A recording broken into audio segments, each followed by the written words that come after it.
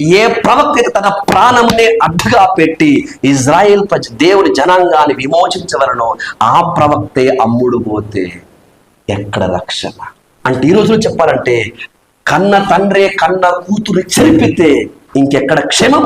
దేవుడు అభిషేకించి, దేవుడు పిలుచుకున్న, దేవుడు అభిషేకించిన ప్రవక్తలే తమ సంఘమును ఇజ్రాయేల్ ప్రజలను అమ్మినట్లుగా మనము కూడా అమ్ముడుపోతే ఎక్కడ సంఘానికి క్షేమం? అంటే ఎంత మంత్రులు మనం తెలుసా? మెడకు ఉరితాడు బిగించి భక్తి చేయి, పాట పాడు, వాక్యం చెప్పు, సేవ చేయి. మెడకేముంది? ఏం భక్తినైనా. ఈరోజు దేవుని సేవకులమైన మనము సాతాను ద్వారా విశ్వాసులకు ఏ ఉరైతే వచ్చిందో ఆ ఊరి నుంచి విడిపించుటకు మనందరి కళ్ళు తెరవడమే కాక. దేవునికి స్తోత్రం.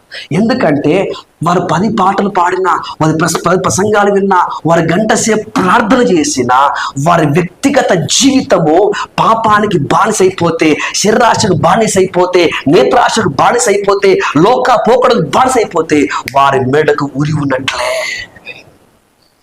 ఉరి తెంపబడాలి, పక్షి ఎగిరిపోవాలి.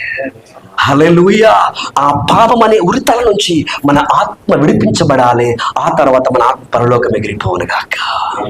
దానికి కావలసినటువంటి వాక్యం అనే ఆత్మ ఖడ్గము, కన్నీటి ప్రార్థన, మన బిడ్డల కోసము ఎలా మనము క్షేమాన్ని కొడతామో, దేవుడు మనకు అప్పగించిన ప్రతి గొర్రె కోసము మనం కన్నీళ్లు కార్చి ప్రార్థించవలసినటువంటి బాధ్యత మనకు.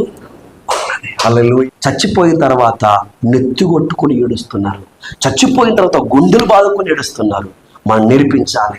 తల్లులారా, చెల్లెలారా, అయ్యలారా, మీ స్నేహితుల కోసం, మీ కుటుంబ సభ్యుల కోసం, మీ అన్నదమ్ముల కోసము, మీ అక్కచెల్లెళ్ళ కోసము చచ్చిపోయిన తర్వాత ఏడిసి ఏ ప్రయోజనం? కానీ బతుకుండగానే వారి కోసం కన్నీరుగా చేసి ప్రార్థన చేయు. దేవుడు వారి కుటుంబ రక్షణలోకి నడిపిస్తాడు. చాలా మంది ఆశీర్వాదాలు. నేనంటాను, ఆశీర్వాదాల కంటే ఆత్మరక్షణ గొప్పది. ఆరోగ్యం కంటే ఆత్మరక్షణ గొప్పది.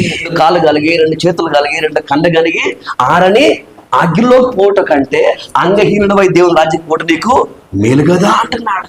ఆత్మరక్షణ, పవిత్రత అనేది చాలా ప్రాముఖ్యము. ఎందుకంటే ప్రభుల వారు 2వసారి రాబోతున్నాడు. ఆయన వచ్చి తీసుకొని పోయేది ఫలాని సంఘాన్ని, ఫలాని డినామినేషన్, ఫలాని పాస్టర్ వారిని కాదు. ఎవరైతే యేసు క్రీస్తు వలె పరిశుద్ధపరచబడ్డారు, దేవుని మహిమతో నింపబడ్డారు, అట్టి వారు కడబూర మోగానే ఈ మట్టి శరీరాన్ని విడిచిపెట్టేసి మహిమ శరీరం దాచుకొని మేఘాల మీద మనము ప్రభువుని ఎదుర్కొనేందుకు మధ్యాకాశం వెళుతాము.